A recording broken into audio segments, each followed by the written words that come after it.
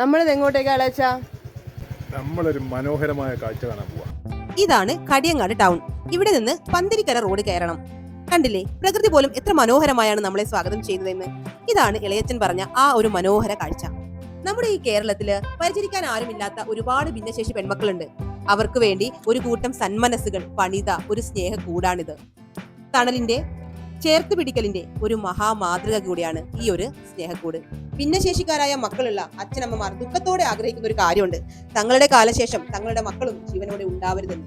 കാരണം മറ്റൊന്നുമല്ല, തങ്ങളുടെ കാലശേഷം അവർക്ക് ആരുണ്ട് തണലായി എന്നൊരു വലിയ ചോദ്യം അവർക്ക് മുന്നിൽ ഉണ്ടായിരുന്നു. അതിനുള്ള ഒരു ഉത്തരമാണ് ഇന്ന് ഈ സ്നേഹക്കൂട്. അപ്പൊ ഇവിടെ 8 വീടുകൾ നിലവിൽ പണി പൂർത്തീകരിച്ചിരിക്കുന്നു. 50ഓളം വരുന്ന ഭിന്നശേഷി പെൺമക്കൾക്ക് സുഖമായി ജീവിക്കാനുള്ള എല്ലാവിധ സൗകര്യങ്ങളും ഇവിടെ സജ്ജമാണ്. വീട് പണിയൊക്കെ കഴിഞ്ഞ സ്ഥിതിക്ക് അടുത്തത് എന്താ? അത് തന്നെ പൊരേക്കൂടൽ.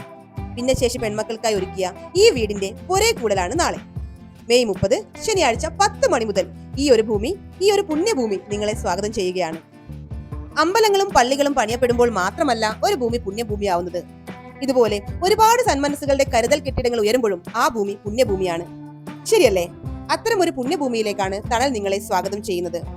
അപ്പൊ മറക്കണ്ട, നാളെയാണ് നമ്മുടെ മക്കളുടെ അല്ലെങ്കിൽ നമ്മുടെ വീടിന്റെ പൊരേക്കൂടൽ. നാളെ എല്ലാ തിരക്കുകളും മാറ്റിവെച്ച് നമ്മുടെ ഈ സന്തോഷത്തിൽ പങ്കുചേരാൻ നിങ്ങൾ എല്ലാവരും എത്തിച്ചേരുമെന്ന പ്രതീക്ഷയിലാണ്.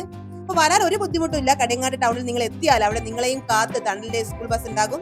അതിൽ കയറിയാൽ നിങ്ങൾക്ക് ഈ സ്നേഹക്കൂടിലെത്താം. എല്ലാവരുടെയും സ്നേഹവും സഹകരണവും സഹായവും നമ്മൾ ആഗ്രഹിക്കുകയാണ്.